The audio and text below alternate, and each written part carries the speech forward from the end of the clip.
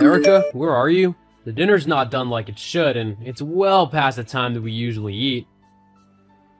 I'm at my mom's house. I told you I was visiting my dad's grave this week and that I would be staying at my mom's place because of the distance, and to spend a little bit of time with her. Don't you remember?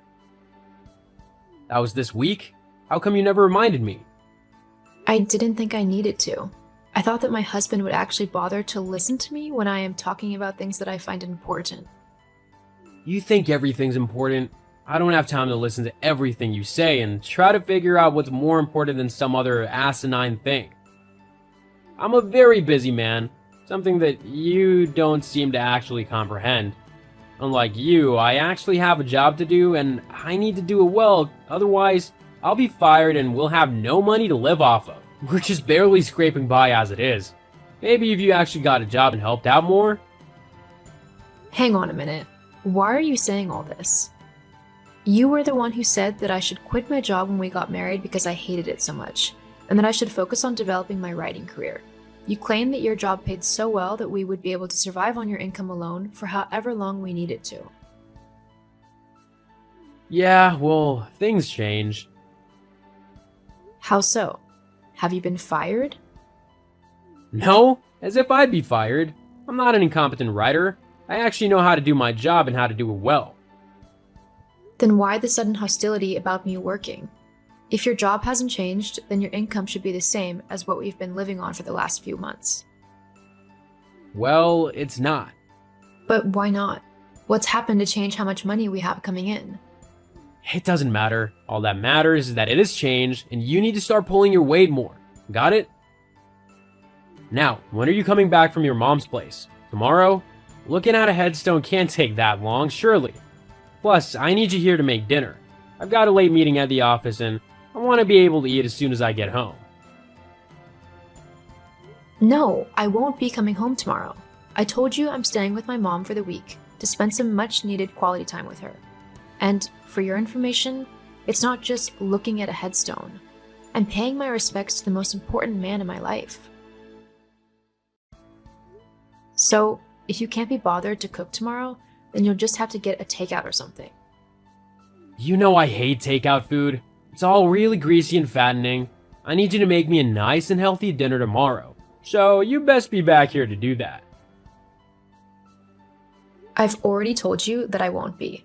I'm visiting my dad's grave tomorrow, as it is his birthday, and then me and my mom are going for lunch.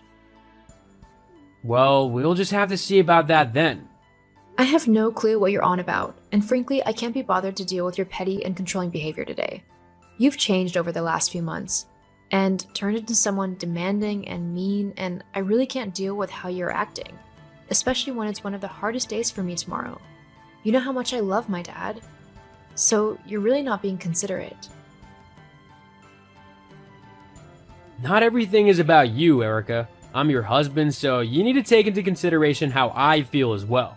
Considering I'm still alive and your dad's dead, you really need to get your priorities in order. Whatever, I'll speak to you tomorrow. Just try and be a little bit nicer. I am your wife, after all.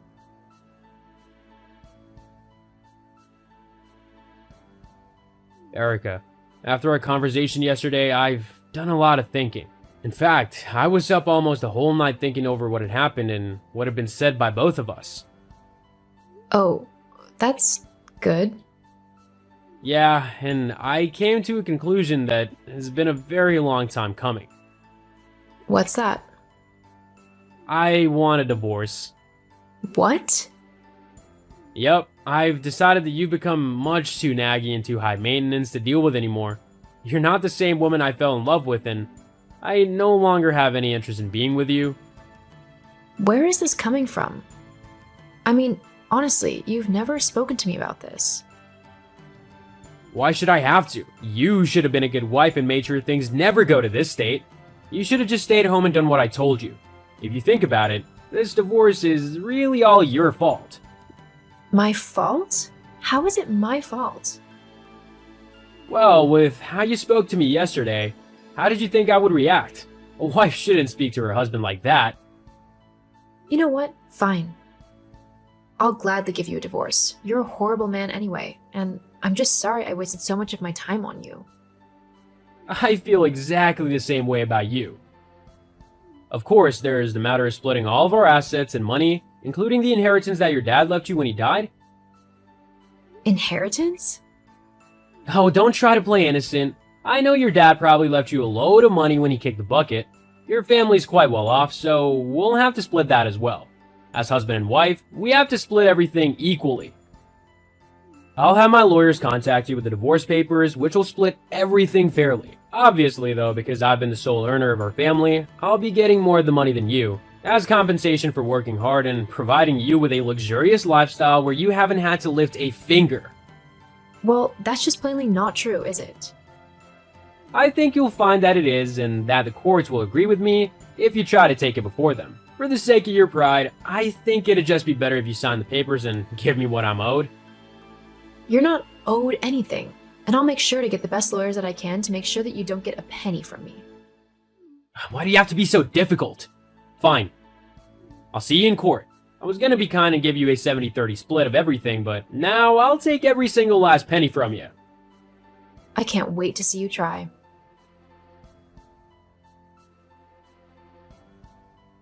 Jess, are you there? Hey Erica, what's up? Arnold messaged me earlier today and told me that he wants a divorce. What? Oh my god, are you okay? Yeah, to be honest, I'm not as upset as you think I would be. I've not been feeling as close to him as I have done in the past. It's like his whole personality has just done a complete 180. It's probably for the better if we do split. Then, what's wrong? I suppose it's just because it happened so suddenly. You know, we've been married for a few years now, so for it all to just come to an end like that, it's just a bit of a shock. Tell me about it. And when he randomly shows up at work just to surprise you and take you out for lunch, it's so cute when he does that. Just the other day, he took me to that new Italian place down the street from my work. You know the one? We went there not too long ago. Hang on. Why is my husband showing up at your work and taking you out to lunch? What? Oh, Oh my god, you've got to be kidding me. He's cheating on me? With you? My best friend? It's not like that. Oh, then tell me what it's like. Because right now, it's looking suspiciously like my best friend has been sleeping with my husband behind my back. I didn't mean to, it just kind of happened. So I'm betting he wants this divorce just so he can be with you. Am I right? I mean, I didn't think he'd actually go through with it. So this was your idea? I just mentioned to him the other day how I felt like I was sharing with him and how I didn't like that. He either wanted to be with me completely or not. I gave him the option of being with either you or me. It's not my fault that he chose me. Maybe if you had been a better wife, then this wouldn't have happened to you. I can't believe I actually considered you my best friend. What kind of friend goes behind someone's back and dates their husband? Let's be honest, you can't really call him your husband at this point. You two are more like acquaintances who disliked each other but were forced to live together. If anything, I'm providing a way out for the both of you. Oh, how kind of you. Let me just get the best friend award to show you how much I appreciate you destroying my marriage. There's no need to be sarcastic. Geez, I can see what Arnold meant when he said you were high maintenance and difficult to deal with. Excuse you? You know what? No. Whatever. The both of you can just get out of my life forever. Oh, believe me, we will be doing that. Just as soon as you sign those divorce papers and give us the money we deserve. What? Arnold told me all about the inheritance that your dad has left you, and we both decided that because you're not been working, you should give us that money as compensation for living without working. Hang on. You're the reason why your income has been so low lately, aren't you? Arnold's been spoiling you, getting you whatever you want, and blaming his low wages on me not working.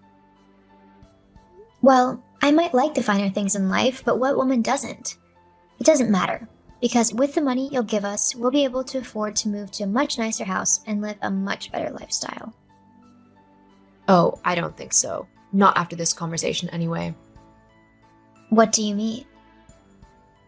Well, you've just admitted that you've been cheating with my husband, and that you're purposely going after my money to facilitate your lifestyle. Once my lawyers see all of this evidence about how I've been wronged and basically schemed against by you two, then the judge will definitely side with me. What? You can't do that. I take all this back. It's too late. You can't do that. I've got all the proof I need to make sure that neither of you get my money. None of this is true. Ugh, that's not fair. The whole point of you and him getting divorced was so that we could get the money to build our new life together. Looks like you're going to have to come up with a new plan, because you're not going to win this one. I can't believe I called you a friend. Just give me the money, okay? Then I'll leave you alone. If you don't, I'll keep messaging you and I won't stop until you give me what I want. So you're actually admitting that you're going to harass me if I don't give you my money? I think that just might guarantee me a restraining order against you. Thanks. What? No. This chat has been really helpful. Thank you, Jessica. I'm glad I came to talk to you about all of this. It really has been a true eye-opener. And it's saved me quite a lot in settlement money. I'll let Arnold know just how helpful you've been to me. I seriously hate you. Yeah, well, the feeling's mutual.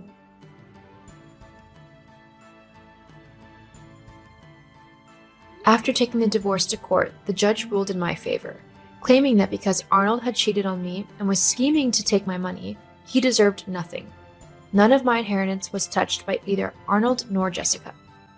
Whilst I was sad about losing my best friend and my husband, I knew it was better than to keep those two toxic people in my life.